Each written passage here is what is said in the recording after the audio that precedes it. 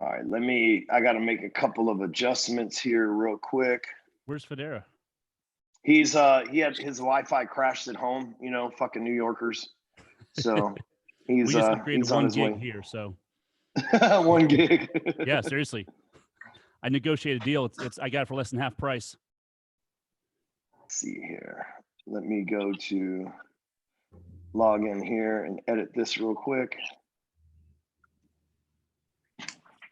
Oh shit, my name still says T-Unit on here. You'll be all right. It'll be all right. Shit, I don't give a fuck. Just click the 3 dots and hit rename. No, I think you just need to use it as T-Unit. You know what I'm saying? Like it. That's just how it is. Too bad this isn't like Facebook where we could rename you. It's a teabag. No shit. Stewman already put me down as something on the on the descriptor for the money man. What was it? Ozzy Osbourne. Nah, I changed that shit. I just did it as a filler until you showed up. I liked it. I thought it was fun. The guy that Ozzy Osbourne sang about. That was that was what it was. Yeah. All right, so we should be able to have the money man. All right, let me fix this real quick. Height. Edit page. I think I actually fixed the height instead of the.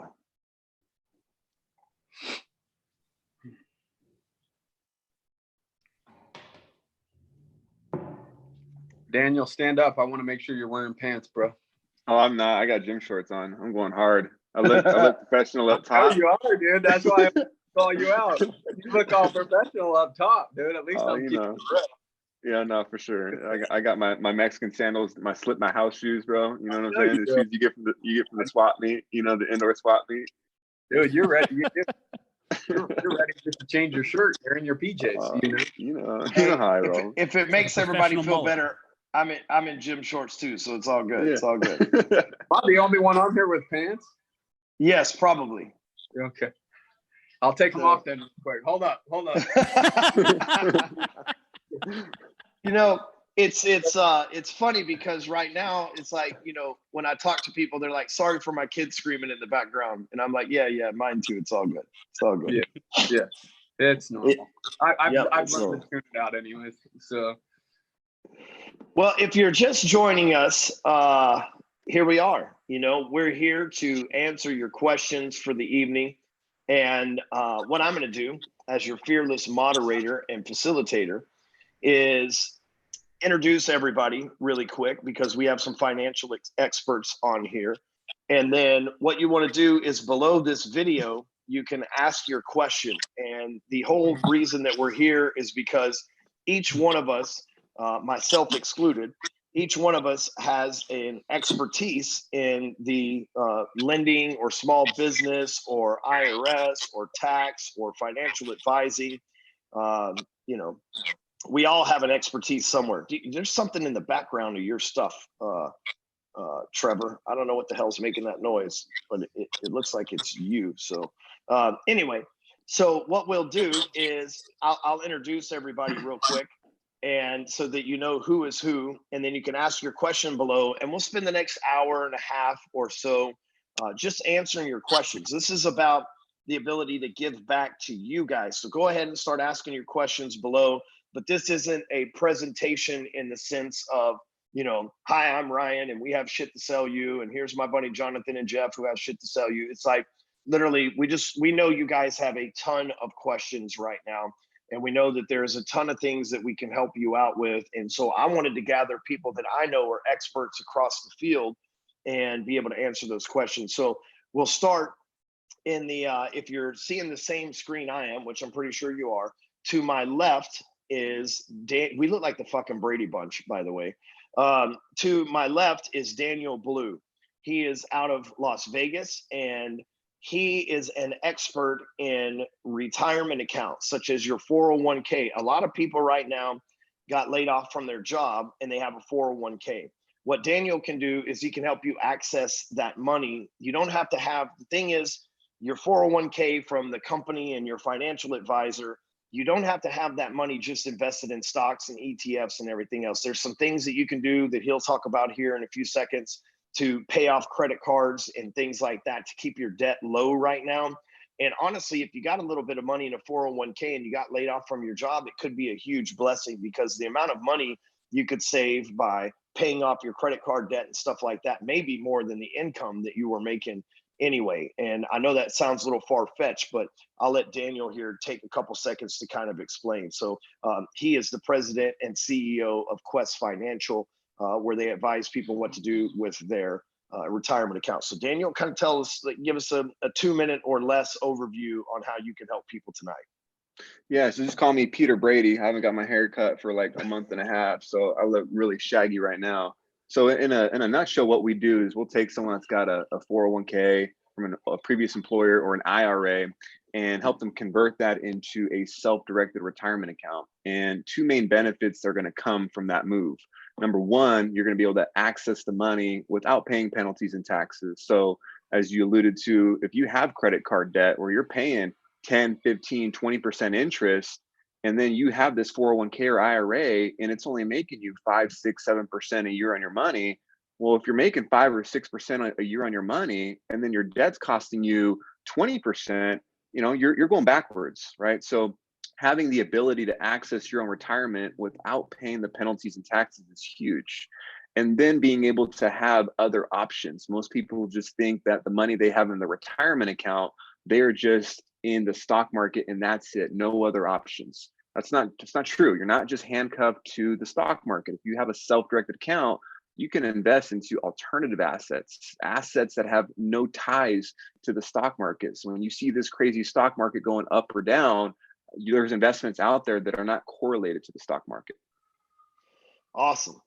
And so if you have questions about if you were laid off, or you have a previous 401k or an IRA from a previous employer, then you want to select Daniel Blue in the drop down on your questions. Now, to my right, which may be your left, hell, I don't know, but in the black shirt with the Deep City background is my man, Tony Kasai. He is a licensed financial advisor, and he has he's a genius when it comes to financials and things like that, but he has a specific government incentive program that he helps businesses with. So Tony, why don't you tell him a little bit about like the R&D program that we discussed the other day?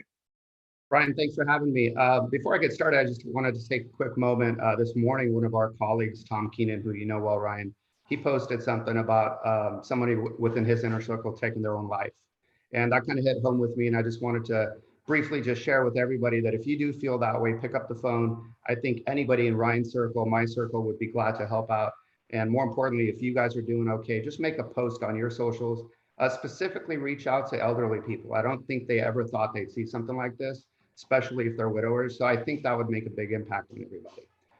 With that, on a more positive note, myself, like you said, I've been a financial advisor for about 20 years now.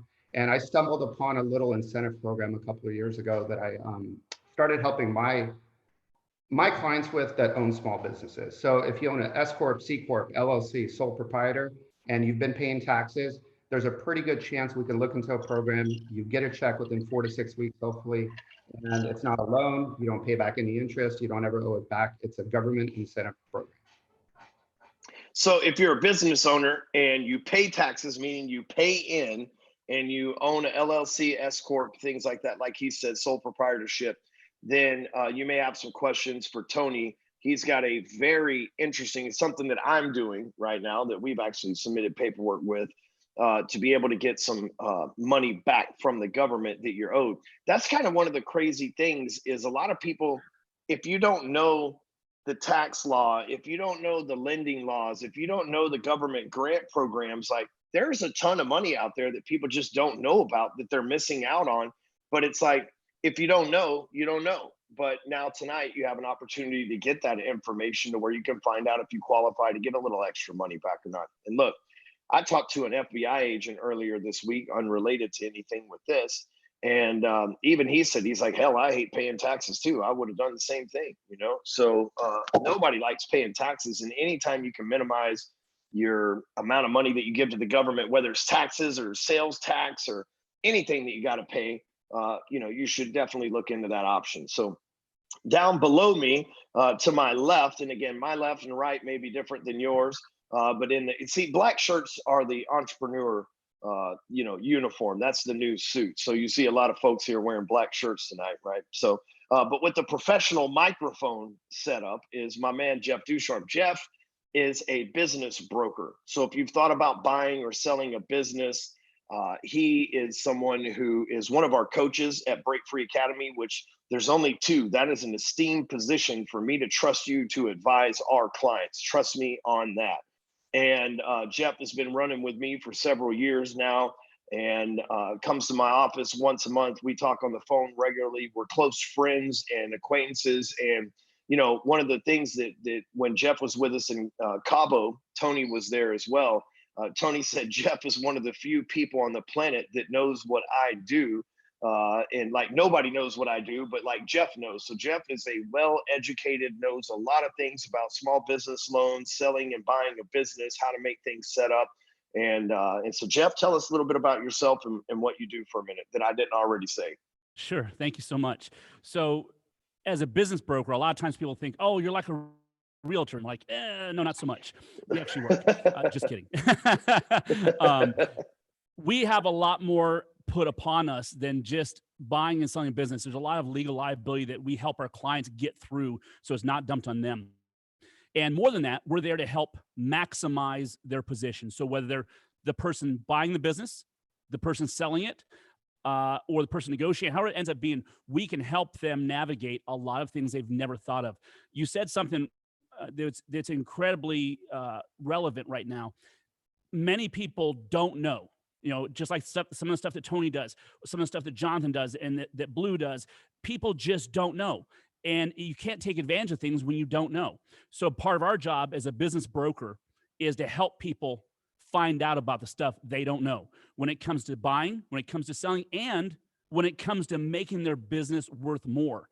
And right now, a lot of people are scrambling, struggling, but some people are seeing huge opportunities, whether it's an opportunity to cash in on your business and get out of it, whether it's an opportunity to apply for some additional funding and grants, we're helping with that, whether it's an opportunity to buy some other businesses for a deal right now, or just to resystemize or retool your business in a way that another year from now or 2 years from now, you're worth a hell of a lot more. Because let's face it, most people, we look at our business, it's our baby.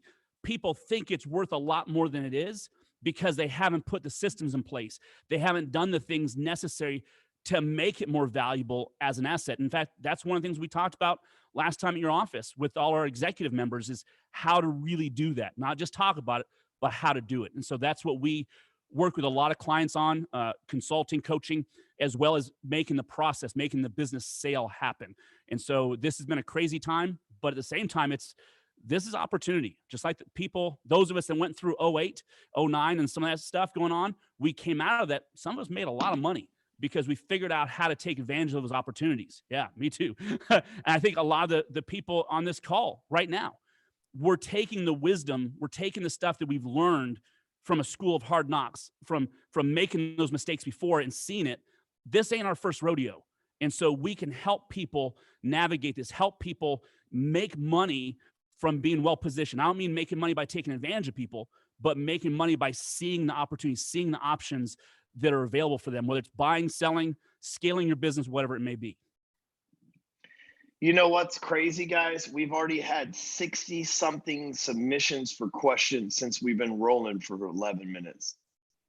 So people got questions for us, right? And we're going to try to get to as many as possible. But here's the thing, folks, a lot of them are going to be repeated questions because you don't know what somebody's already asked. So if I skip yours, it's because someone else obviously asked the same question as well. But you guys keep them coming. Thank you very much. And what I'm going to do for you guys after this is I'm going to give everybody here a copy of the questions. So when you selected them, they're going to be reaching out to you and answering those and helping you as well. So if we don't answer it on this live, it's going to be okay. They're going to get your information. That's why I had you fill it out, and they're going to reach out to you afterwards. So you're going to be okay. But I just happened to be looking down at the phone and I went, holy shit, that was fast. But that's what I expected. There was over there was right at about 700 people that registered for this before we got going. So I'm going to skip Ryan here in the middle because Jonathan will make more sense of why he's here. So below me and to the right in another black t-shirt is a longtime client and friend of mine, Jonathan Federa, who is president CEO of Sprout Lending. And he does small business loans. So whether it's personal lines of credit, merchant cash advances, loans on your equipment, these disaster loans for the SBA, help with the payroll protection plan and things of that nature. He's somebody who I partnered up with 2 years ago through the capital gains program.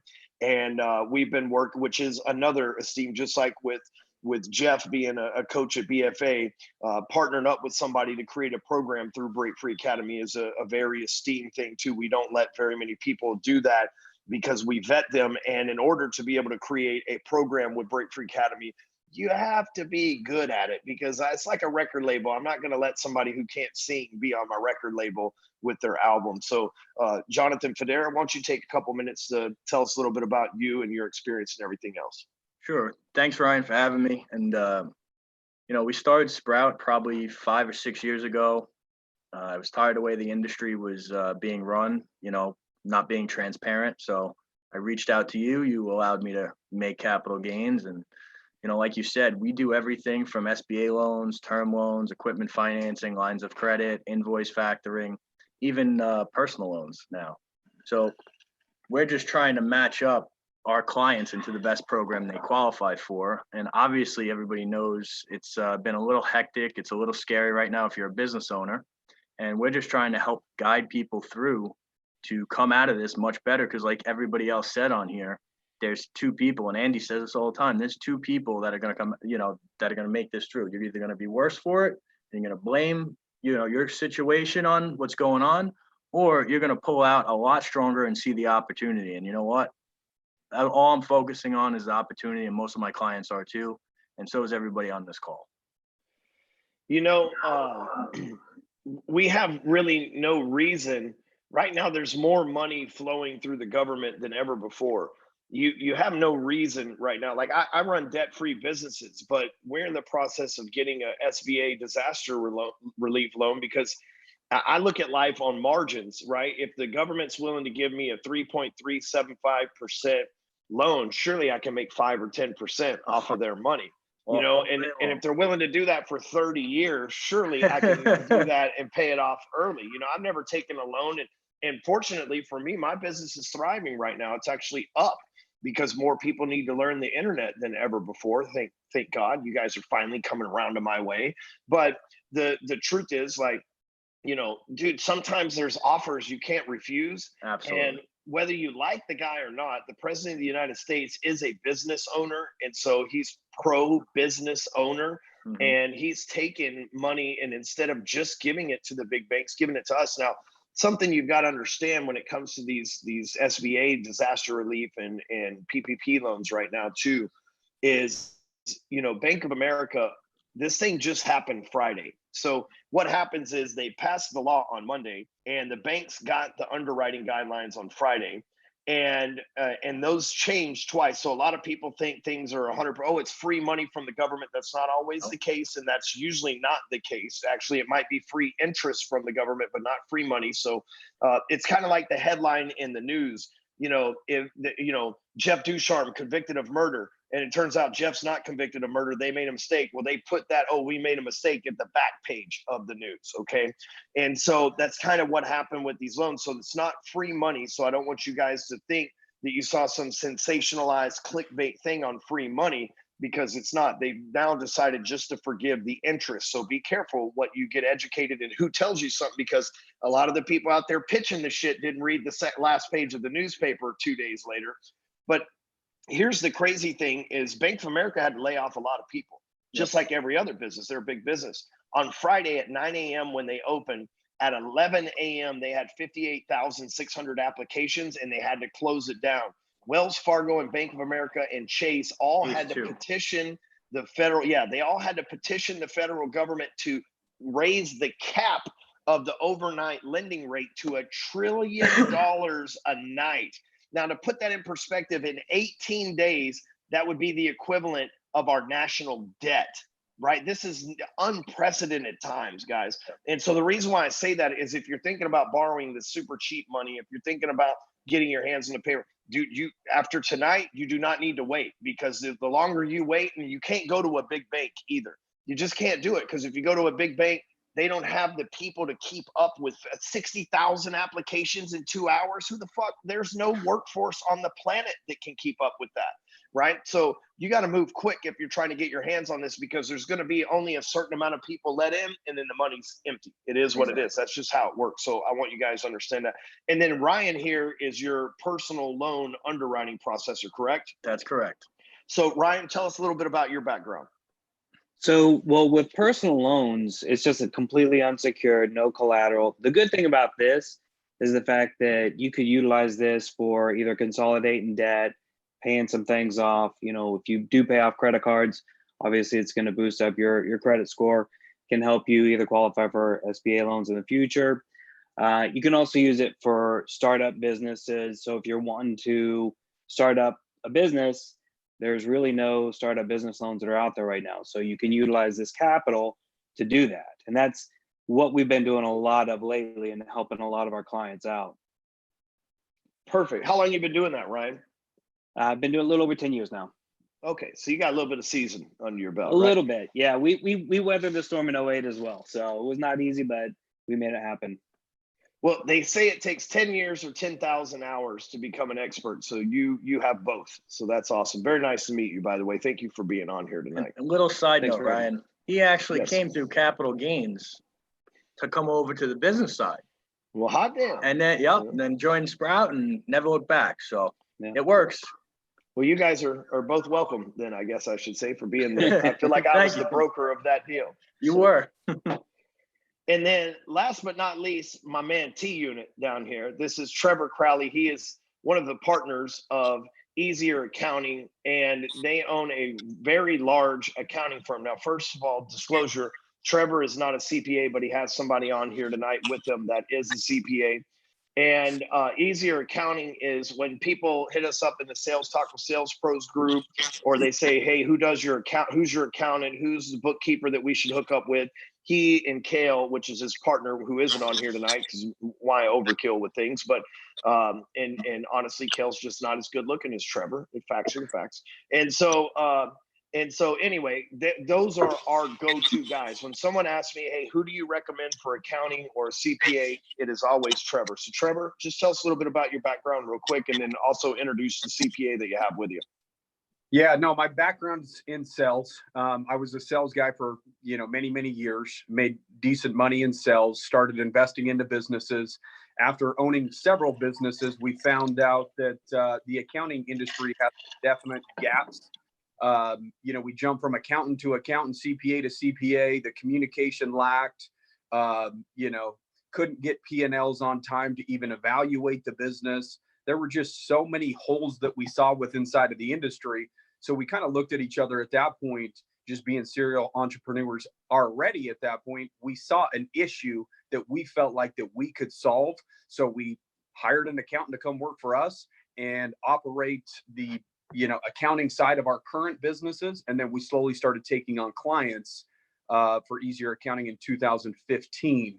And so over the last 5 years, we've just built a full-fledged accounting firm built around the fact that we saw gaps here, and here. So these are the things that we're ultimately going to focus on. That's how we target our customers. Sick of not getting communication from your CPA or an accountant? We understand. We're just like you. We're real business owners out there trying to operate companies, and you need data in order to operate your businesses properly. If you don't know your numbers, you don't know your business.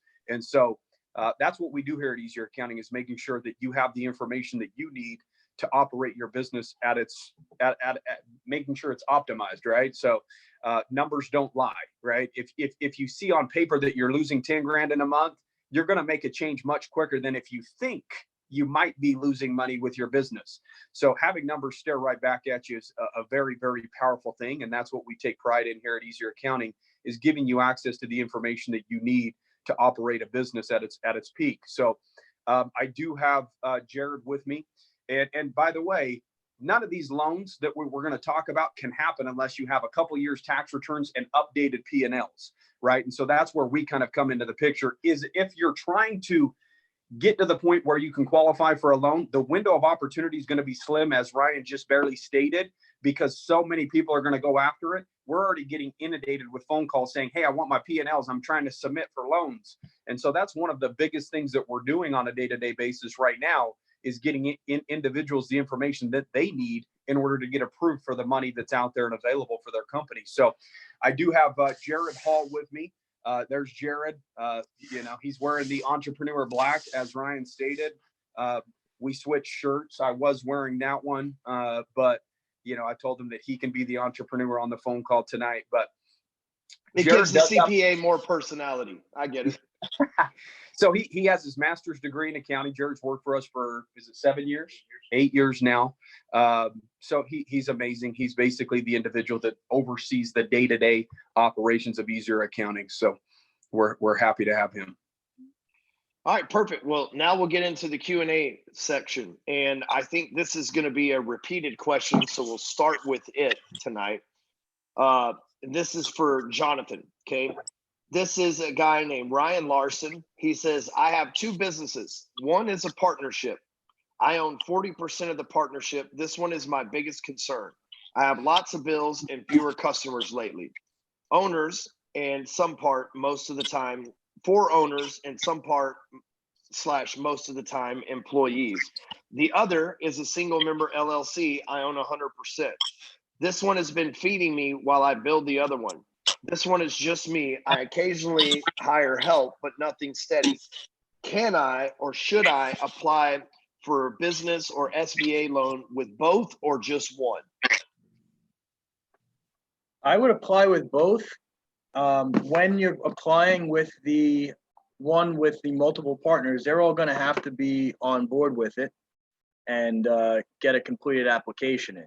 Now, the one with multiple employees, you can do the Paycheck Protection Program, and then go for the EIDL. But a person that owns 2 companies, they can apply through both companies, correct? Yes. They just have to get their partners on board. Correct.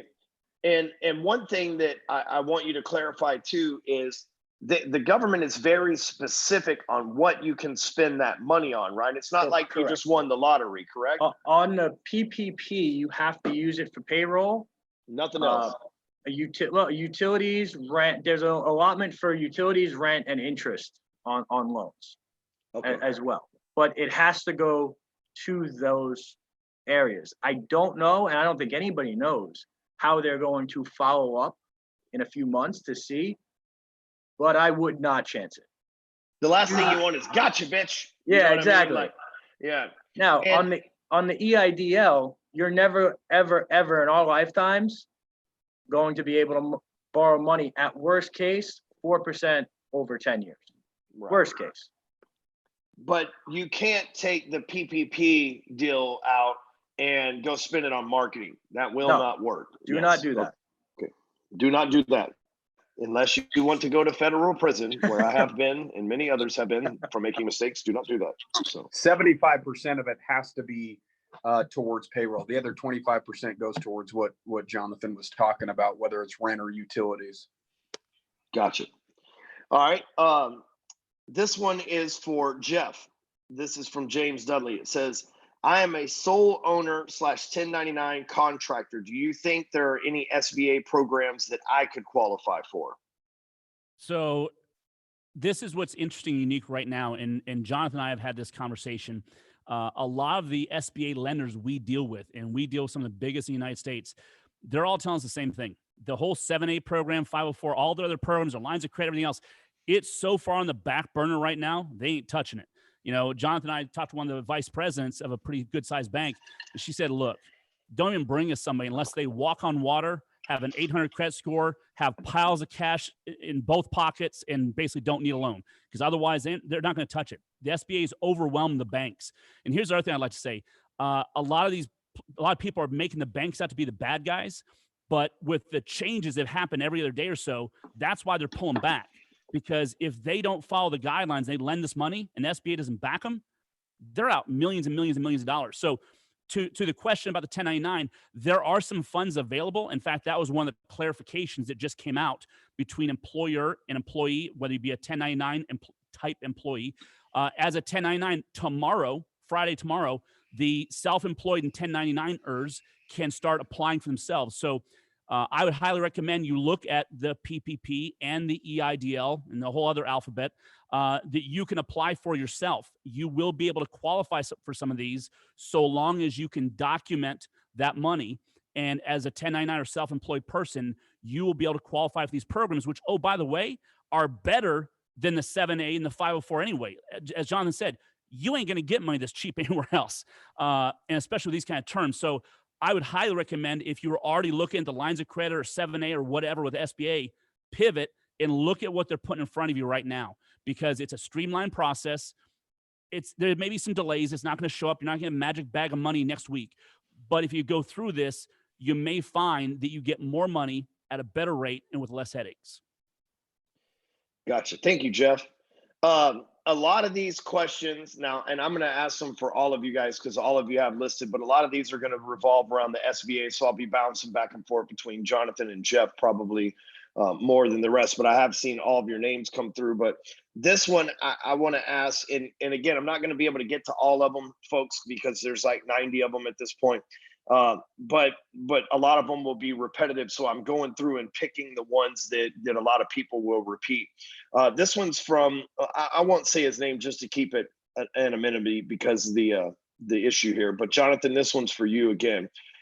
This says, I am in the aviation industry and I've gone from making 20 grand a month, $250,000 a year, to $0 overnight with no income in sight for at least the next 60 to 90 days. If planes get back in the air. So this is somebody who's probably a jet broker or something like that. Fuck, I had to cancel my last jet broker deal. Like I had a charter jet from San Francisco to San Diego and we couldn't go speak in either one of those places and had to cancel it. So I get it.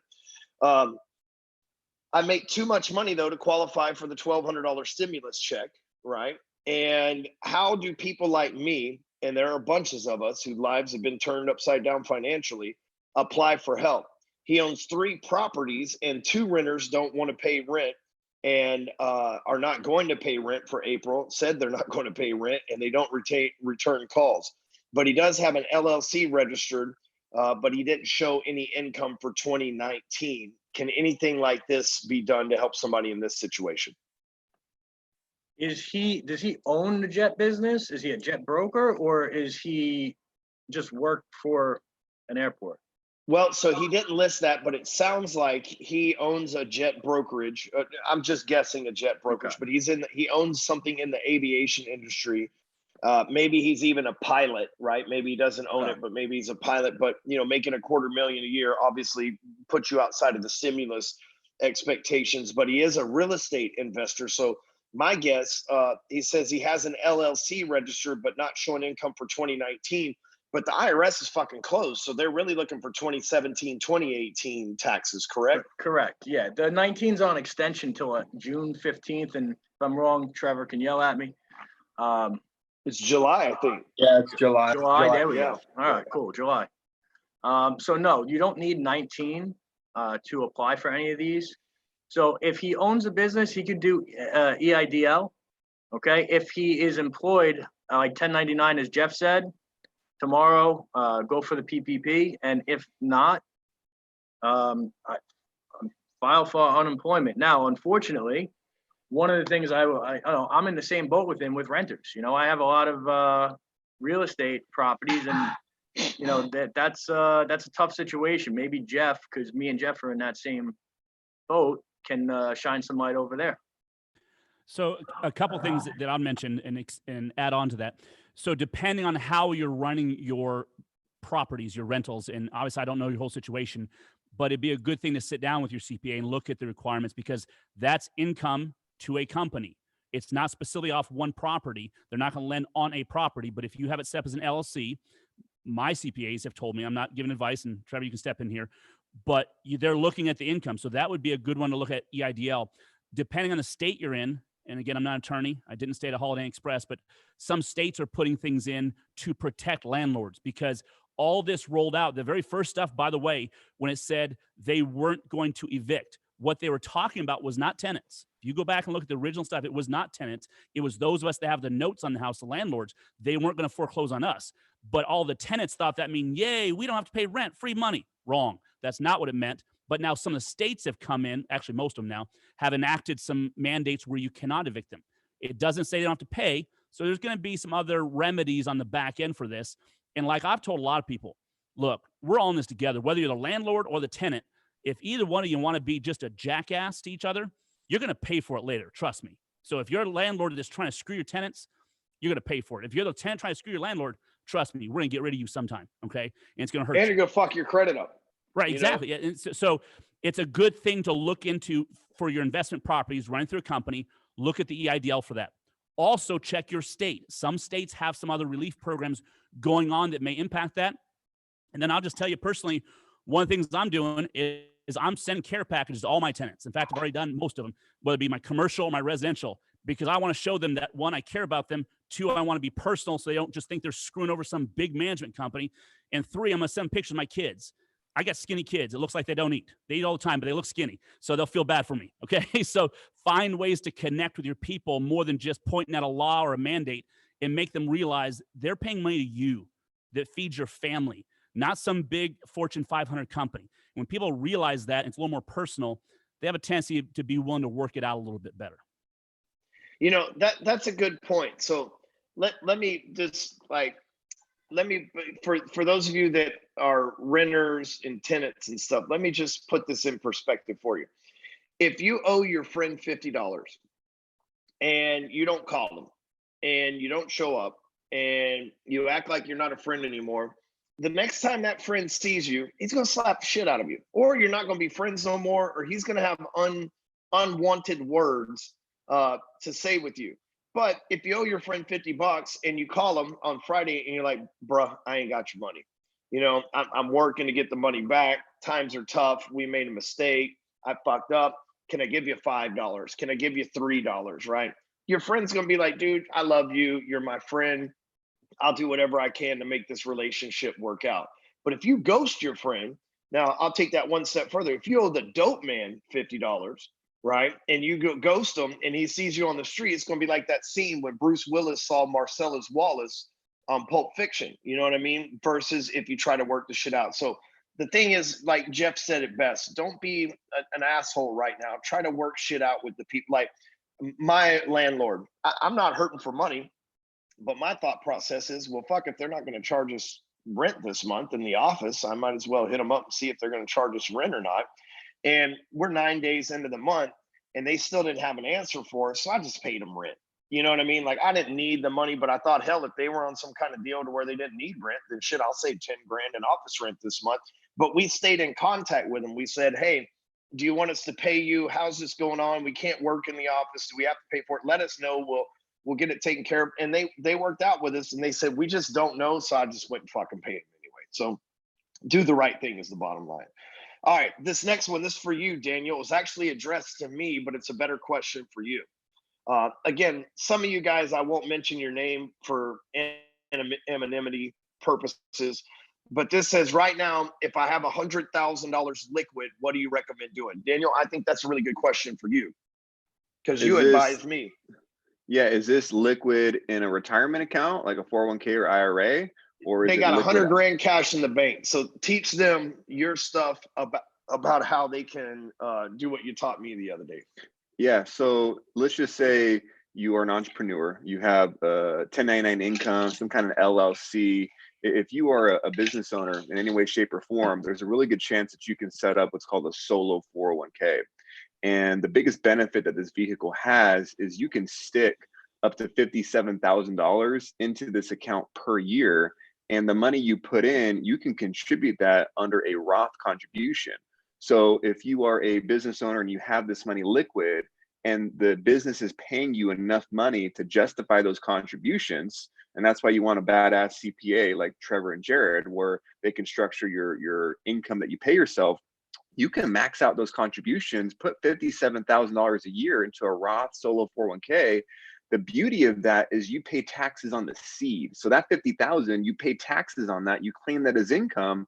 But let's just say you deploy that 50,000 into an investment somewhere and it generates you a return over a period of time. That 50,000, let's just say it grows to 100,000, 150,000. That becomes tax-free. You pay taxes on the seed, but not the harvest. So you high income earners out there, a Roth IRA, there is a restriction. You can't make more than like 135,000 per year, somewhere around there. Once you make more than that six-figure mark, you can't even put money into a Roth IRA. There is not an income restriction with a Roth solo 401k. So, you know, if you've got that money liquid and you're really looking at the future, where I forgot who I was joking with on this call the other day, the government is just putting all of this money into the economy right now. Our kids are going to be taxed to death, right? When we start looking 10 years, 20 years from now, the tax rates, they are not going down, right? So if I can pay taxes on the money now at these low rates, I'm going to take that all day long. You know, and here's one thing I'll add as the guy that invests a lot is you look at an investment to make you a return on investment. And that means that at some point in the future, you're looking for what you put in today to become larger than what it is today. And so a lot of people, they think, well, I'm just going to get that money. And let's say that the investment pays you 10%. You loan out 100 grand and you make 110 grand. And then that's what happened in, let's say, 90 days. And then a year from now, the IRS is like, nah, motherfucker, you owe us $7,500 of that. And then that $10,000 ROI turned into a $2,500 ROI. And you're like, son of a bitch, damn IRA. This is the things that Daniel can help you out with in minimizing the future, because an investment is made with the expectation of future money. And so what Daniel does is he helps you protect that future money, which is going to be bigger than what you have today. So this is where a lot of people mess up, is they're thinking short term, and then the government shows up with their hand out and they get that long term slap, right? When you say it's a good analogy, Daniel. Yeah, for sure. I mean, because the government, you got to look at it like this. If you have a retirement account, essentially you're in business with the government, right? Yep. You're having to split some of that pie.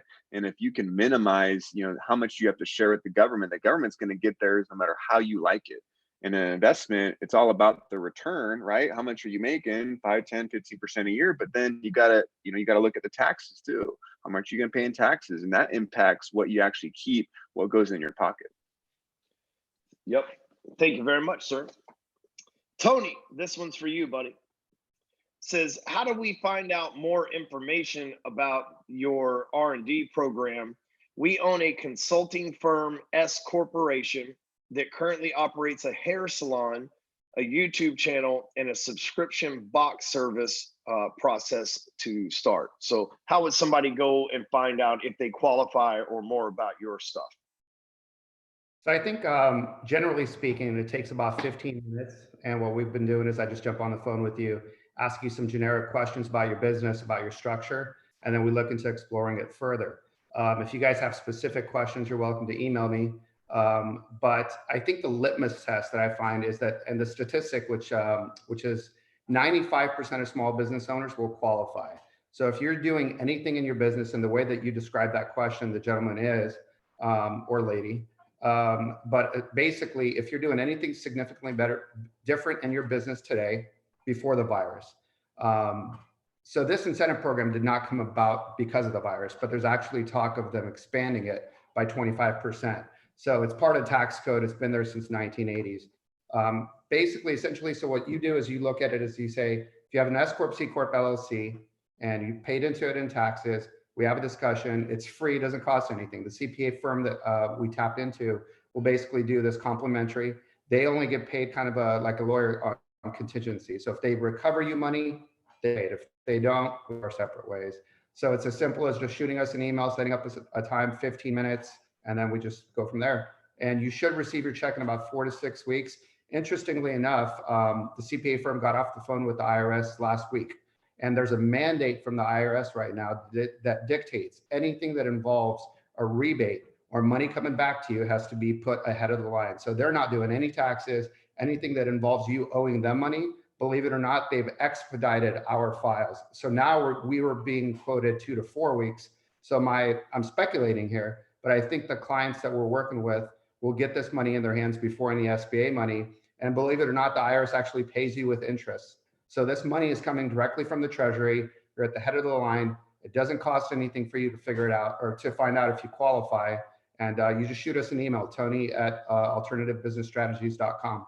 And I think, Ryan, you're going to shoot out a detailed email on how they can get a hold of us as well. Yeah, absolutely. I mean, and one other thing I want to point out for you, Tony, is this isn't just for this year either. You can go back a couple of years, right? Like they could have done something a couple of years ago or something of that nature. Is that correct? Correct. Yeah, legally we go back 3 years, and it looks into behaviors, characteristics, expenditures that you've had. And guys, I want to make this clear. I'm not a CPA, nor do I ever want to be, and I have a lot of respect for the guys in here that are. It's just something that I have all the licenses on the financial advisory side. I've had my own practice for 20 plus years. I stumbled upon this little incentive program, which most CPAs, it's not that they're not qualified to do it or that they don't want to do it. And this isn't a form like you would fill out, but it's a study that's done on the business. It's cut and dry. There's no subjectivity for the most part in it. In other words, you either qualify or you don't. And the analogy I give is like when I bought my Tesla, there's certain hoops I had to jump through to prove that I bought it at a certain time, and I got a federal tax credit. And if I owed money to the IRS, that was just a dollar for dollar credit. It sits on the books of the company for 20 plus years. We go back 3 years federal, 3 years state. If you're lucky enough, like you, Ryan, where you're in a state that doesn't pay state taxes, we do the feds. And it's pretty cut and dry, guys. It's one of the simplest programs I've ever seen.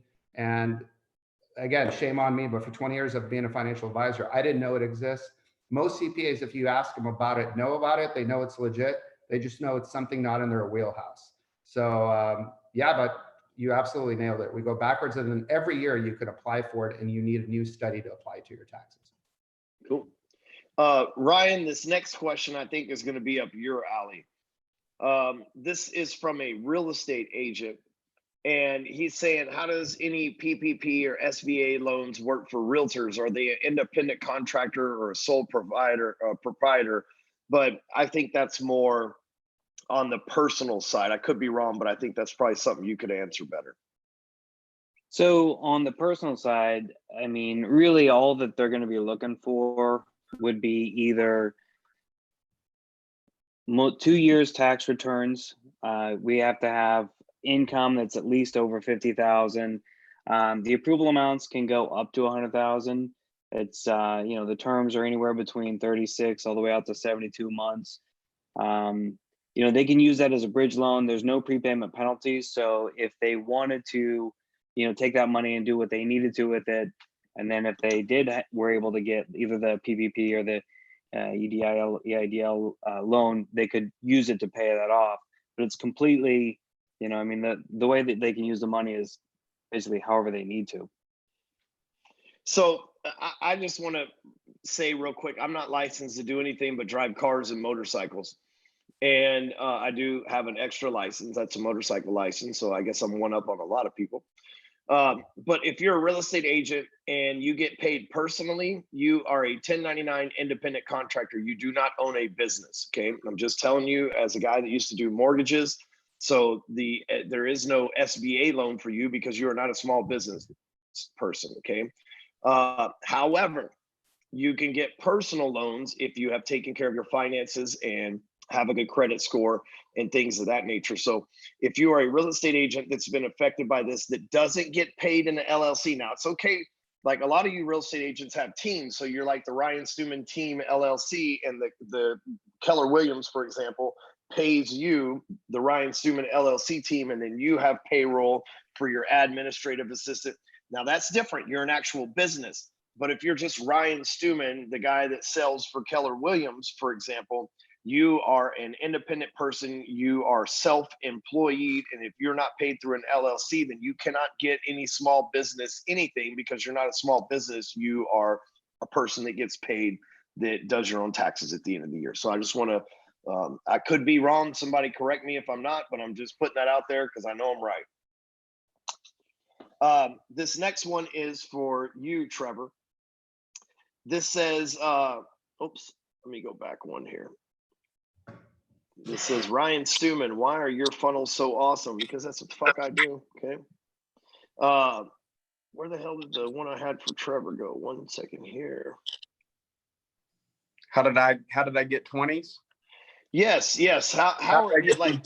I will admit this because Trevor and I have worked out together. He is in better shape and stronger than I am, which is not a fucking easy feat, by the way, because I'm a strong motherfucker. I'm just saying, but Trevor's got his shit together.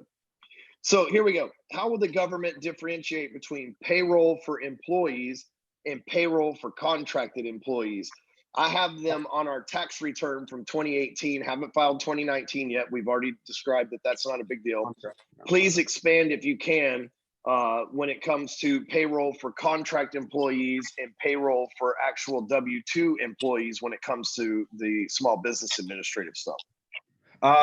There's nothing for contractor payments. I mean, that's part of doing business, right? So it's just employees, right? So anybody that you have to match taxes on, the FICA tax, that's where it counts. I wish it was something to do with contractors because that $2 trillion probably would have already been gone if contractors were actually a part of it, but it's only W-2 employees. It has nothing to do with any payment that you make to a specific contractor. So they have to be on your actual payroll.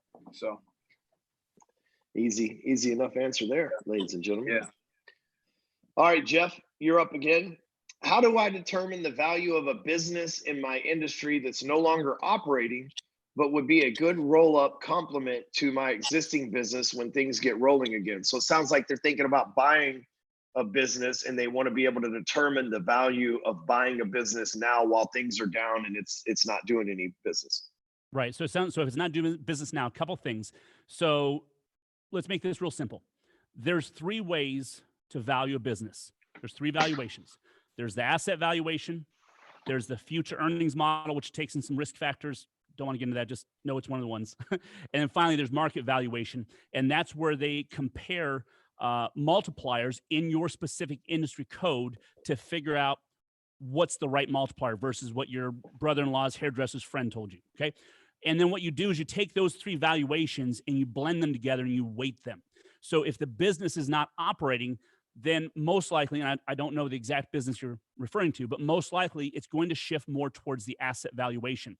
And the other thing to consider is even if it's not operating right now because of whatever federal mandate or whatever's going on, the way a business is valued is more so off of, the last 3 years, and even that's weighted. So the things it's done the last 3 years will add value to it. And the business valuations, what we're going to see later on this year, even this summer, is that we're going to have to discard some periods of time. It's going to be an outlier because it's an anomaly that wasn't due to the business.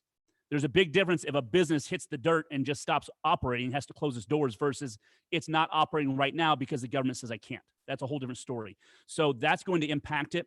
So to get to the point of your question, with those 3 valuations I mentioned, I would have to know more about the specific business, but just understand that if you're trying to acquire businesses and roll them up, it's usually more off of the asset valuation and the future earnings model than the market valuation. Because if it's not operating, that market valuation starts to kind of have to hedge its bets and realize you can't just buy on blue sky. You can't just buy on what it might do or maybe do. So that said, if you'd like to dig into that further, of course, hit up Ryan, hit the comments again, and we'd love to take a look and help you out and guide you a little further. Daniel, you're up. This says recently left a job to start a business on April 1st. The business isn't doing well yet, but I figured it would be difficult pre this shit. I will have access to my 401k from the previous job. I've heard there could be a tax break if I do something with that. What would be my best move to put the work in the low market currently, like a self-directed IRA? Also, as a new 50-50 owner of a company, what would be some of the best ways I can assure my grant/low rate money I could get from the EDL or anything else? So basically they're saying they left a job with a 401k and then what should they do to set up some sort of retirement plan for the new job? So a lot of people are going to be in this situation. So the analogy I want to give this individual, before you make any changes and you move money around, like lift up the hood of the vehicle, and the vehicle is going to be the 401k from the old job. And the analogy is like when we go to the grocery store, like I don't know about you guys, but I hate going to the grocery store right now. Right? I go like once every 2 weeks. Before I go to the grocery store, I take inventory, right? I look in my kitchen, I look in my fridge. Do I need fruit? Do I need vegetables? What meats do I need? Right? I don't just go to the grocery store and then just wing it.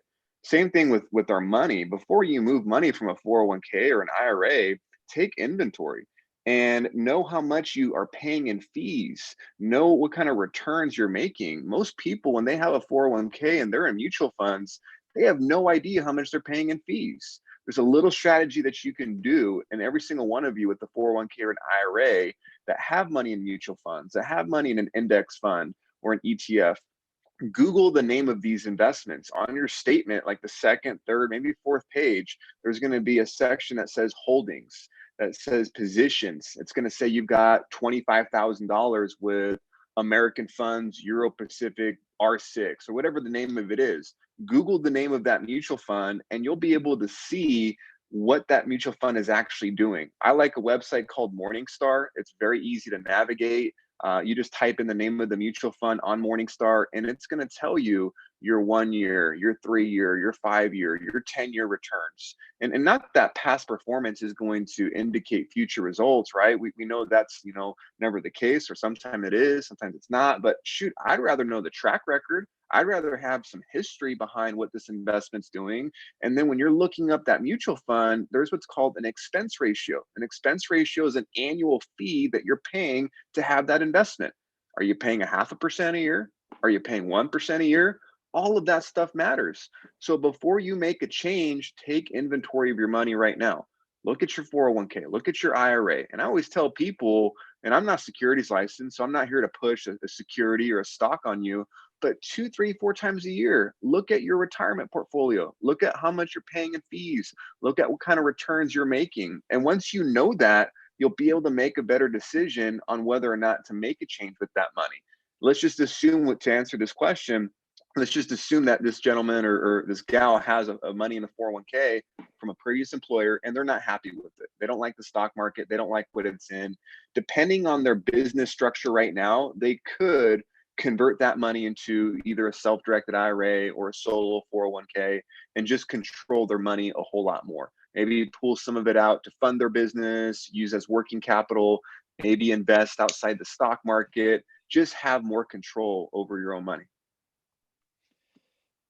Got it. And that's the whole point, right? It's like you make it and nobody's going to spend or take care of your money as good as you are. It's as simple as that. So why wouldn't you be the person to spend and invest and take care of it, right? Yeah, I mean, no one cares about your money more than you do, right? And let's just say you like having a financial advisor, and there's some good advisors out there. Tony's a stud. He actually knows his stuff, and he's not there to just make a commission off of you and just move on. But unfortunately, a lot of Wall Street advisors, they're there to just push that mutual fund that makes the most commission, get that spiff, just push that product on you. But if you actually know what your money is doing as far as the investment fees and the returns, and you like having an advisor, maybe that's you, that's okay. At least you'll be able to ask better questions. Hey, why'd you put my money in this fund? Or, hey, what's your strategy here? Right? You'll be better informed to ask better questions. Cool. Good answer.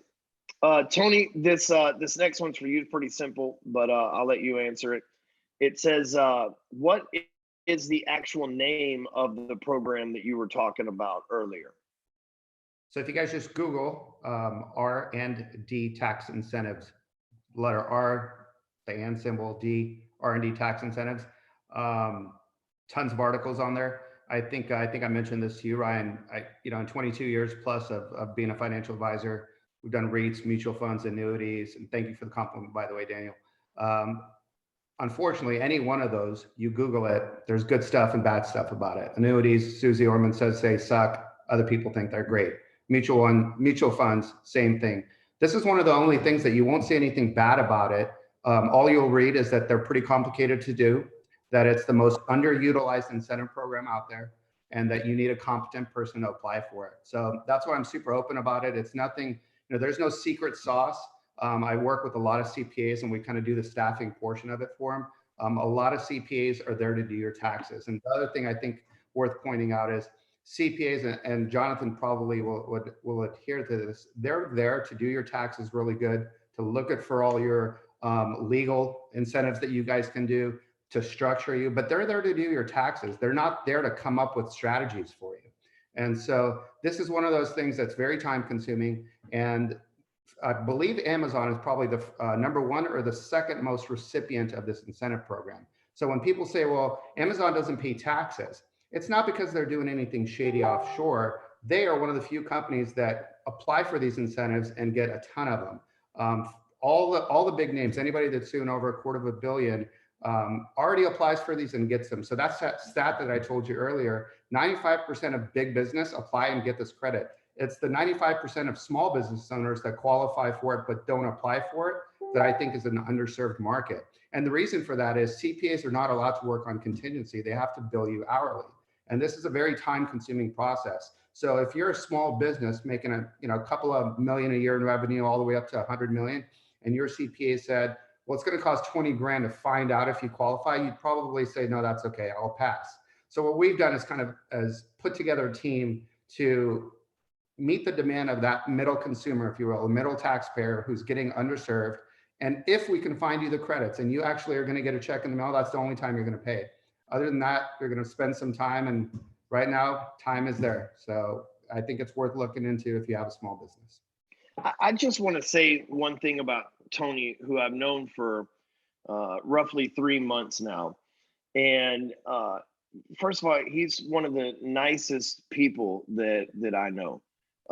He truly is. And here's how you get good at sales in general, ladies and gentlemen. If you want to take a note from a guy that is known as the hardcore closer, is you actually care about your clients and want what's best for them.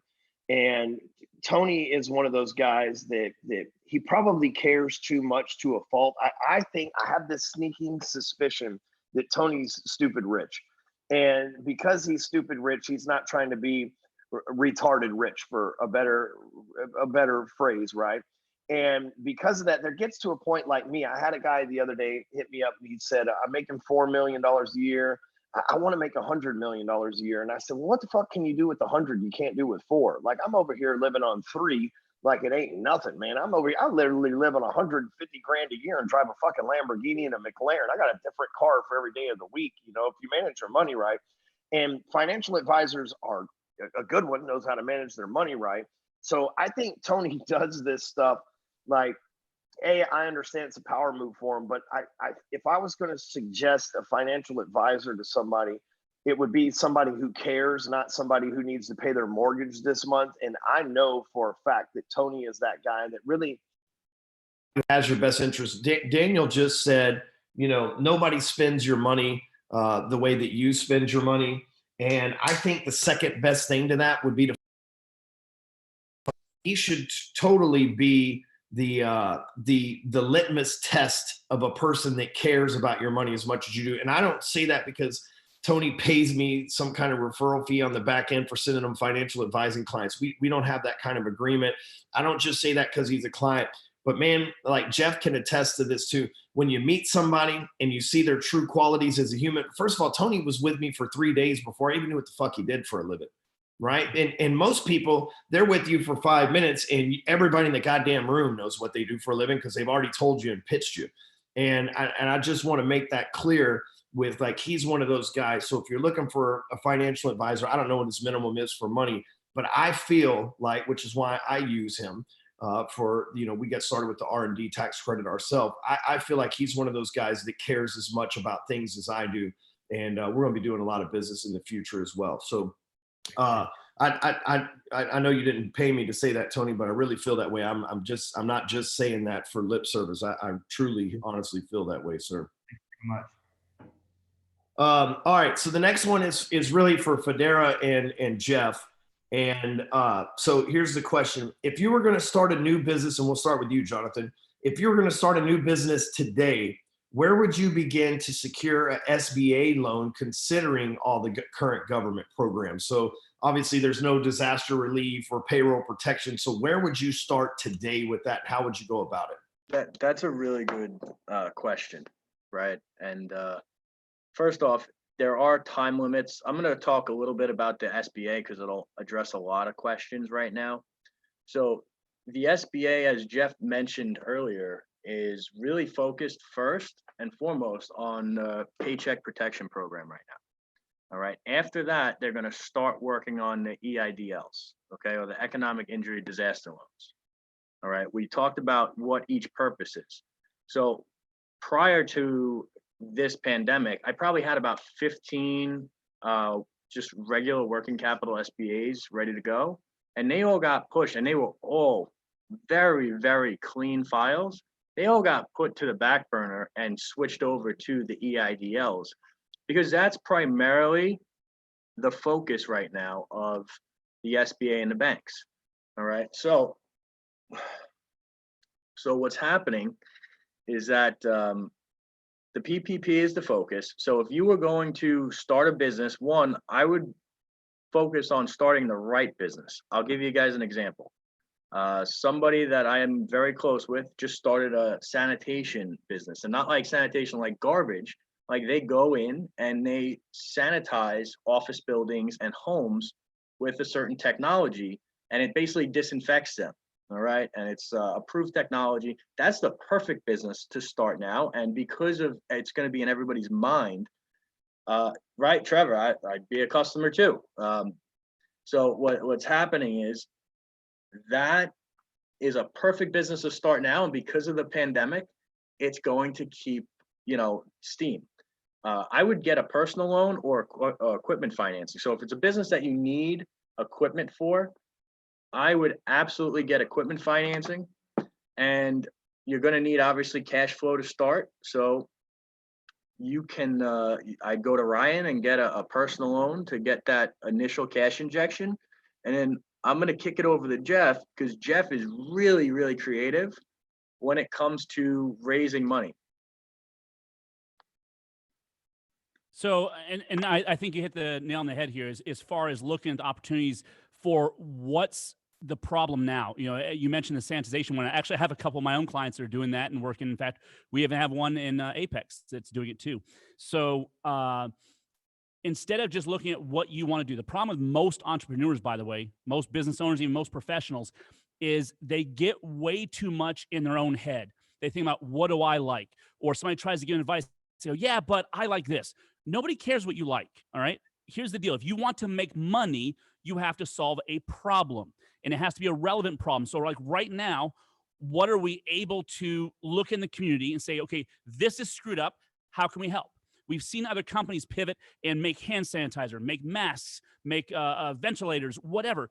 And I'm not saying you need to do any of those things, but look in your community and see where's the greatest need and solve that problem. That's one of the things that more entrepreneurs need to get really, really freaking good at doing so they can make more money.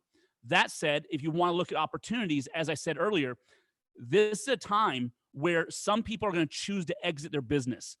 They were looking at maybe 1 year, 2 year, 3, 5 years out, this hit, and they're like, I'm out. I'm done. I just don't want to deal with this crap. You can offer me your PPPs all day long, your EIDLs. I don't care. I'm done. I'm out.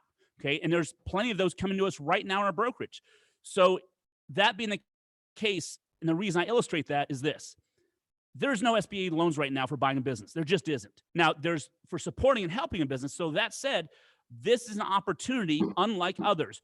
Normally, if you went to a guy or a lady and they had a business, let's say it's worth $500,000, like legit worth $500,000. You say, yeah, that's cool. How about instead of a bank, how about you finance, I don't know, 70% of it for me? I'll just put 25 or 30% down. You just finance the rest for me. Most people would tell you to kick rocks or something worse. But right now, there is no opportunity to be going and getting loans from Uncle SBA or from the banks. They're not doing it. So because of that, this creates an opportunity and a motivation for these same sellers to probably accept a lower price in some cases, and definitely to look at more owner financing or an earnout or other creative ways to structure the deal. And there's ways that you can make more money as a seller. If I'm selling my business and I've sold a bunch of my own, I always own or carry part of it. Now, Again, that said, I'm not telling you should do that. I'm not dispensing financial advice in that manner, but there's ways you make more money by playing the bank. There's a reason, by the way, like I bank at several banks, and when I go in, they have these nice marble floors, and the VPs all have these big ass offices and stuff. There's a reason they do okay. In an up economy, down economy, they still take and get all our money, right? So they do good. So if you get to play the bank in a few deals, you can do well. So take advantage of that. And what I'm saying is find a seller that's in a niche that you might be interested in, who is now going to be more willing to play that bank, give you opportunity to not have to go through the process of getting an SBA loan. Now you step into a business where you can take over and get that possibly a discount, and definitely with better terms. So Ryan said it, Jonathan said it, I've said it, Daniel said it, just about everybody's saying it. These are times of opportunities. Is just your ability to see it. Instead of seeing all the bitching and moaning that people are doing, get away from that and look at, okay, this is a business I can see a purpose for. Or maybe it's a business that has the ability to pivot and manufacture something different or provide a different service. Jonathan mentioned the sanitization. So one day you might be cleaning offices and you're just cleaning. Then you realize, hey, this whole sanitization thing, that's kind of a big deal and solves a pain point.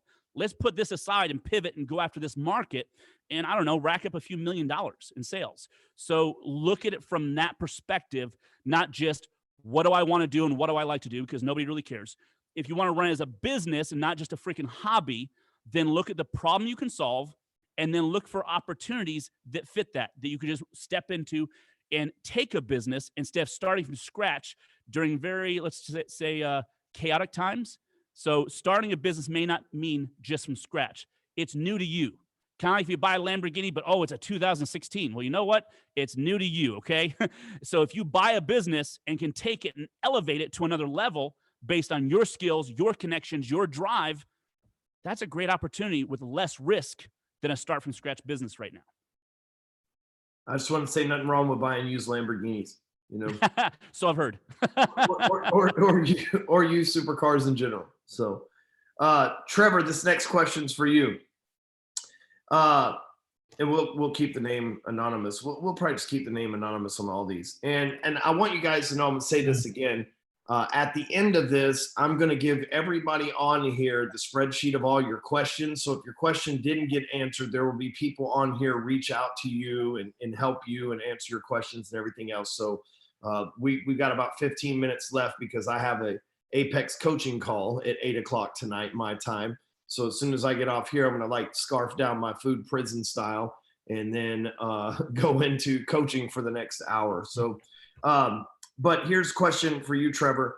It said, I'm in poor financial situation and I need to take control of that.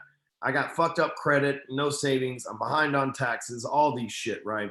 I'm working for myself and my business, and I'm ramping up so that I can make more money, but I don't have a CPA or an accountant or a lawyer, but I know I need to get one, which, by the way,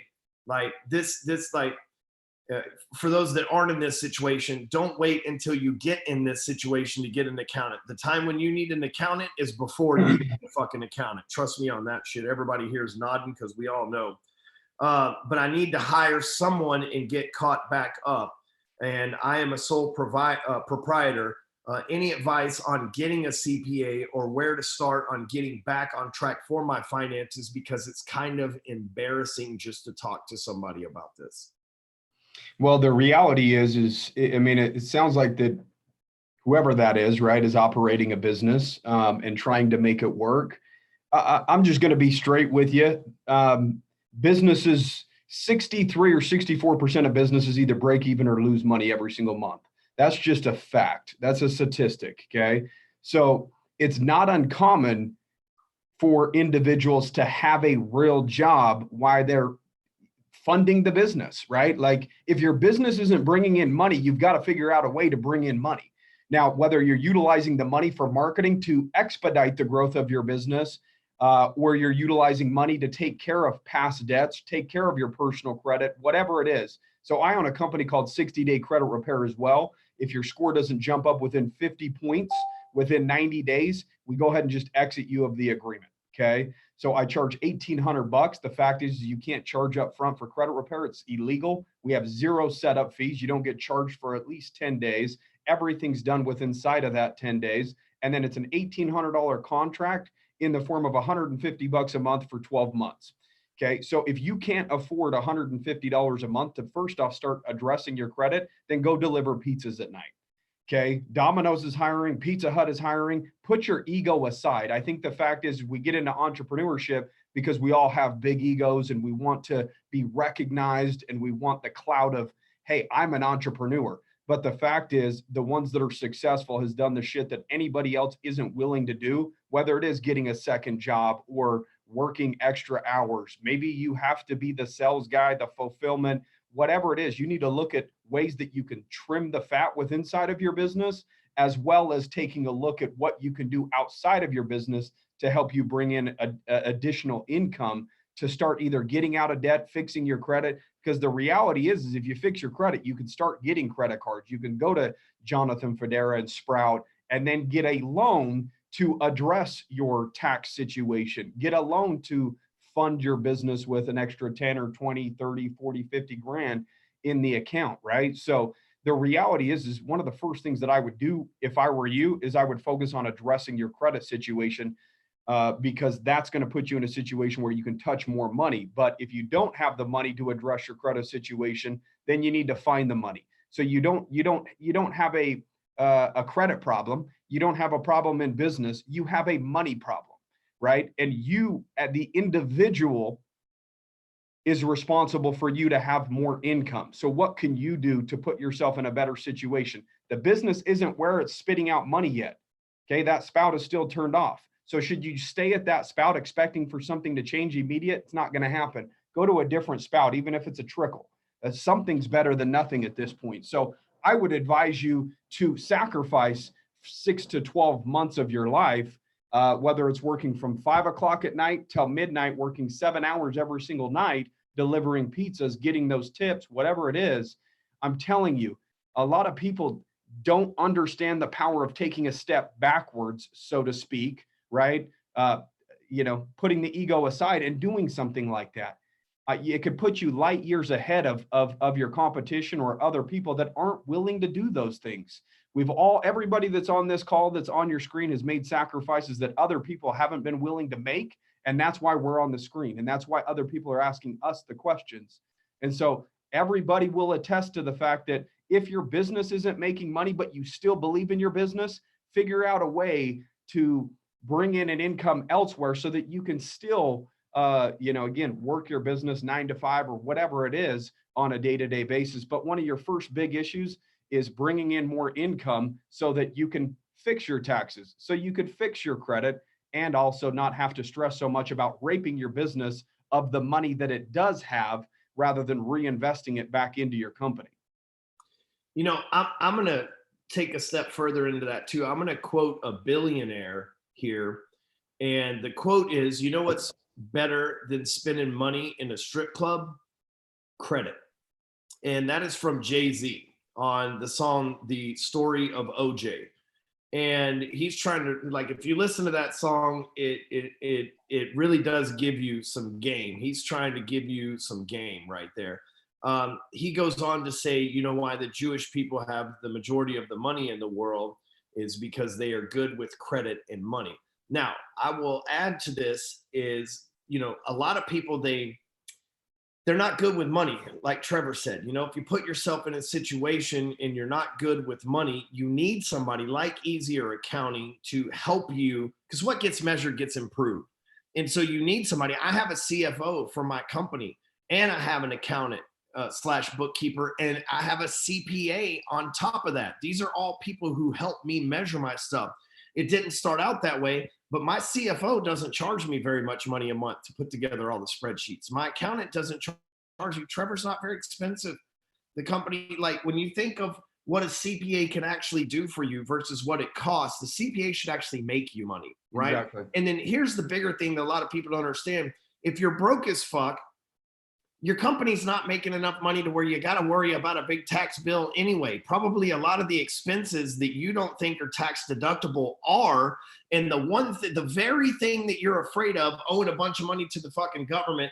If you're not making a bunch of money, You can't owe a bunch of money. Now, I just want you to think about that. Like if you, and even, I'm just going to be a little wild here. Even if you're going to the strip club, take somebody that you're trying to fucking entertain as a business person and write that shit off. Strip clubs are tax deductible if you got a fucking person in your company there with you that you're buying drinks and entertaining and having a business meeting about. And I'm not advocating for anybody to go to strip clubs. That's not my thing, but I'm just saying that, you know, there's lots of things that are tax deductible that people don't think that are tax deductible. So even if you're making $5,000 a month and your mortgage is $1,500 a month and your car payment's $300 a month and your insurance is $500 a month with everything and all this other stuff, like a portion of your mortgage is tax deductible. An office in your home is tax deductible. A car payment and mileage, if you lease it or if you buy it under the company name, tax deductible. Your cell phone. Insurance, tax deductible. Cell phone, tax deductible. Even if you're not making a ton of money, the chances are, just like Trevor said, 63% of businesses don't even fucking show a profit anyway. Like my job at the end of the year with my financial circle, the people that I have in my circle, is to minimize the amount of money that I have to pay the IRS. That's their sole number one fucking job. The reason why I own a Lamborghini, because I can either own a Lamborghini or I could pay the fucking money to the IRS. So I bought a Lamborghini in Phone Sight's name and put my fucking company logo on it. Now all of a sudden that's a company car, and we use it in photo shoots and we use it for advertisements. The reason why I own a pickup truck, right? I'm a pickup truck guy, but I own a construction company. We got to put ladders in the back of this motherfucker and go on the job sites and shit like that, right? So I get the tax deducted. The reason why I own a McLaren is because I have another company that runs advertisements with the fucking McLarens in it, and I belong to the McLaren Club. Like all these things are tax deductible if you position them right. The tax code is like any law; it's up for interpretation, right? And if you're not making a whole bunch, dude, and again, I'm not a licensed anything other than to drive a vehicle, but if you make $60,000 a year, the IRS is likely not going to fucking audit your ass, right? The IRS starts looking to audit you when you $500,000, $1 million, 10 million, 20 million, 30 million, and they see that you're not paying them.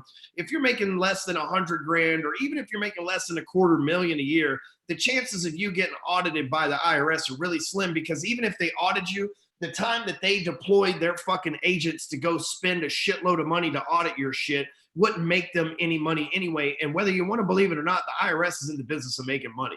So if you don't make a whole lot of money, they're not going to deploy a bunch of fucking people that they got to pay to go out and audit you, right? I'm just saying, right? Now, you don't want to break laws. You want to follow the shit exactly. But they're like, if you're worried about, you know, owing the government a bunch of money and you ain't got no money, unless you've blown millions of fucking dollars on dumb shit, then you're probably got nothing to worry about. You just need to do like Trevor said, get your credit right, then get your taxes in line, and then stop worrying about the shit. You never have to worry about the shit ever again, right? Once you got an accountant that's doing the right thing and putting the right deductions in place, and even a guy like Tony who can go back and say, did you research this? Did you do this? Did you do some R&D on this? Like all these things work for your benefit. So probably the person that asked this question, the one thing that you're afraid of, you have nothing to fear. Real talk. Dude, I'll tell you, in 2012, we had $0 in the bank account. We had $65,000 in credit card debt. You know, if we didn't have credit at that time, you know, we wouldn't have been able to float that, right? But again, it depends on how deep you're willing to go with inside of your business, depending on how much belief that you have in your business. You know, fast forward 8 years later, you know, this year we were on pace to do $13 million this year in revenue. So that's what shows you 8 years can do for a business. But again, there's going to be moments where you have to save your business. Businesses will have ups and downs, just like an economy has ups and downs. And the reality is credit is very, very important. So when you do hit the skids for a minute, that you can call a guy like Jonathan and say, hey, dude, can you bail me out of this situation? I need $30,000, $40,000, $50,000 just to float me from here to here, right? Because business will kick up again. So, you know, make sure that anybody that's on this phone call that's an entrepreneur, even if you don't need money right now and you have bad credit, make sure that's one of the things that you address, because you do not want to have bad credit when you ultimately need good credit, because then there's a period of time of fixing it and there's going to be a delay. So having good credit could save a lot of entrepreneurs headaches, just like it could save him. If he would have had good credit, he could have went to John right now and got 30 or 40,000 or whatever it may be that could have floated him through this tough time to get a CPA, to get his taxes in order, to get out of debt or whatever it is and consolidate everything so that he only has to worry about one payment on a month-to-month basis. So don't discount the power of having good credit so that you can have access to money just whenever you need it. You know, we got one more question, but I'm going to say this beforehand. Trevor, obviously we have a close relationship, but 8 years ago, I moved in. I believed in my business so much. I was a social media manager when nobody believed in social media. I sold my house and invested every dollar from the sale of my house, which wasn't a whole hell of a lot, by the way, because it was only a $115,000 house and I had a mortgage against it. I moved in with my in-laws and I bet on myself. Fast forward just 8 fucking years, ladies and gentlemen.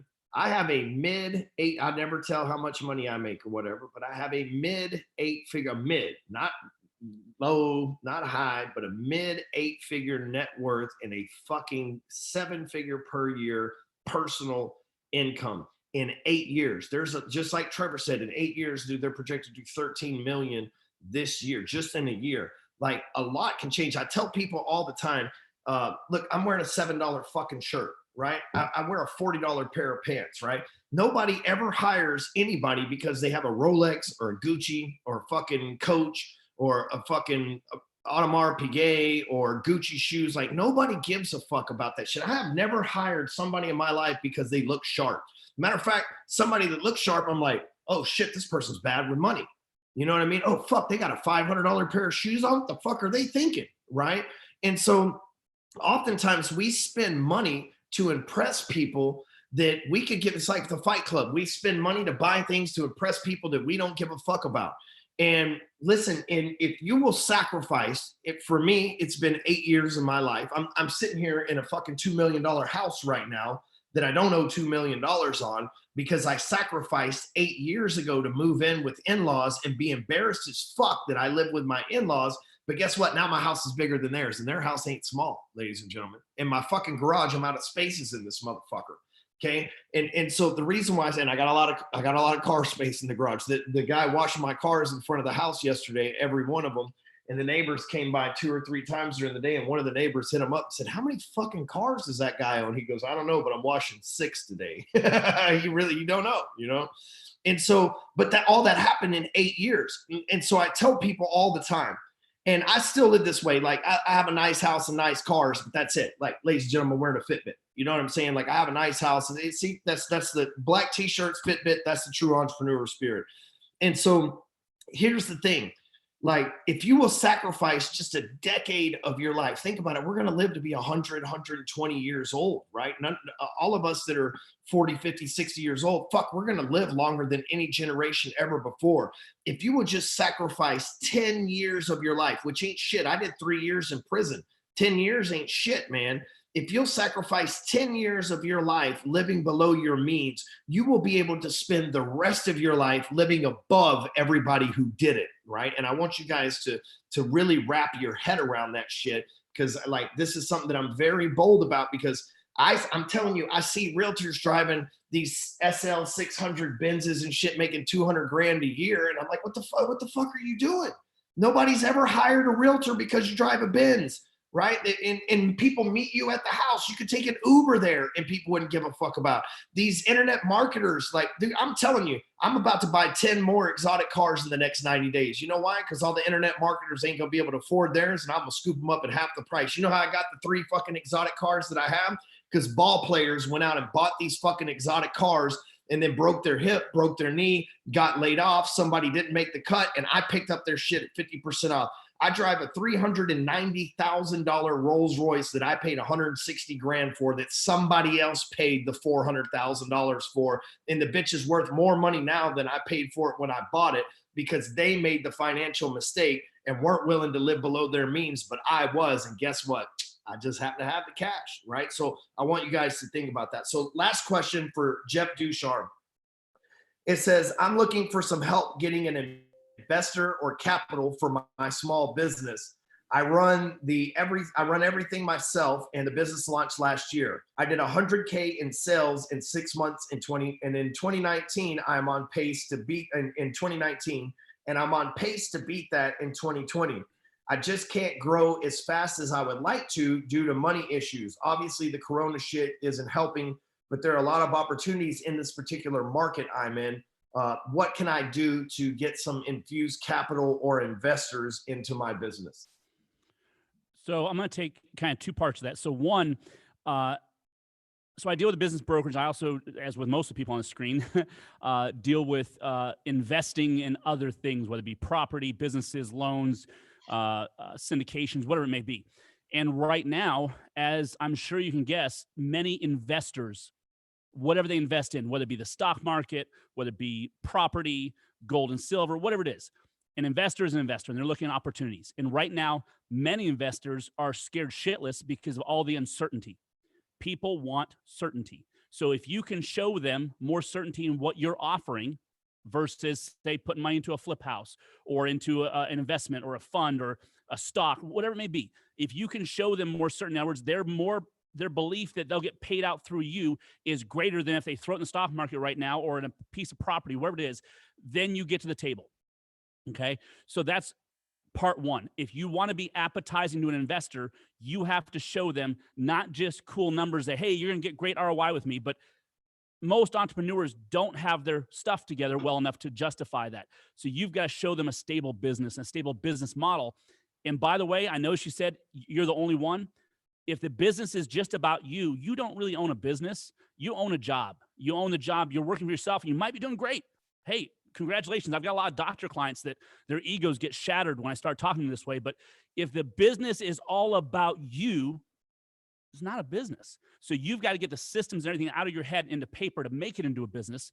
So that's one part on generating a value to offer for investors. Now, here's the second thing, and this is probably more important. It sounds like you're looking for cash.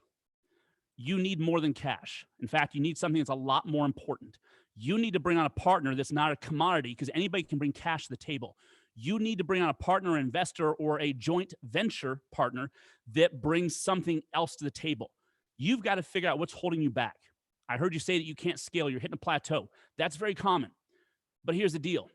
My dad taught me a long time ago when I learned how to drive four-wheel drive in a truck. Put it in two-wheel drive. When you get stuck, kick it into four-wheel and you're good. If you start in four-wheel drive and get stuck, you're screwed, okay? So the same is true in your business. What got you to the point where you're kind of stuck right now ain't going to get you out. The same skill sets, knowledge, wisdom, experience you have got you there. It's not enough to get you past it. You need to bring somebody else in that does have those skill sets or the connections. Sometimes it's just connecting the dots to have the right relationship. But if you need, say, 25, 50, 100 grand, whatever, that's a drop in the bucket compared to if somebody comes into your business and can take it from what it's doing and add a comma, basically. And that's what happens. That's how big businesses get a hell of a lot bigger, by the way. They don't just work harder. We get this idea as an entrepreneur, oh, I just work harder. It's one of the stupidest things you can do. You got to work right. And working right isn't just working an extra 5 hours a day until you die, okay?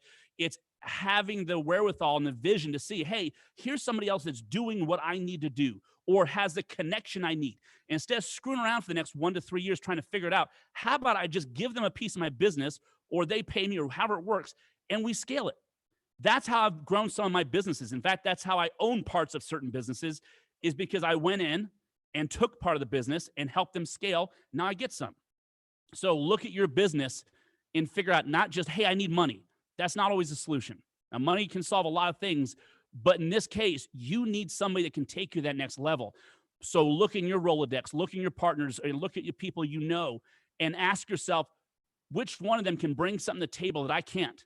And then how can I make this so attractive to them? How can I market it to them so they see, hey, together, we can make some shit happen, okay? So that's, to me, your greater opportunity versus just going out and trying to find a little pile of money and put you back in the same spot you're in right now. So consider both those things, how you can make it valuable and appetizing, and then how you can get more than just money to get more out of it for you too. Well, guys, dude, what a great answer. And it's been a night of great answers. And I could stay here and so could everybody else and answer the 100+ questions that we've had come in. But like I said, I've got an Apex coaching call that I've got to do. And those folks would be awfully pissed that they pay me the money they do. And I didn't show up to that meeting. Some of them are on this train. Actually, everybody on this training is an Apex member too. So they'd be like, what the fuck, bro? So here's what we're going to do. First of all, I'm going to leave this replay up on this page through Sunday. So you'll be able to ask questions and you will get answered by the people that are here through Sunday. So I'm going to leave this up. You'll get some emails and stuff letting you know if the replay's up. So if you want to watch it again, I'll leave it up. Sunday, I will take the questionnaire out of the web page so that it'll be gone forever. And I will distribute all of your questions and everything to the people that are on here, plus all the folks that opted in. So you might get emails and stuff from these guys. You probably won't get 20 voicemails a day like you do from me, but you will get emails and stuff from the folks here offering you help. Real quick, Tony, where can we find you on Facebook and Instagram? On Facebook, it's going to be my name, Tony Kasai, Tony Kassaei. On Instagram, I believe it's TKTONY777.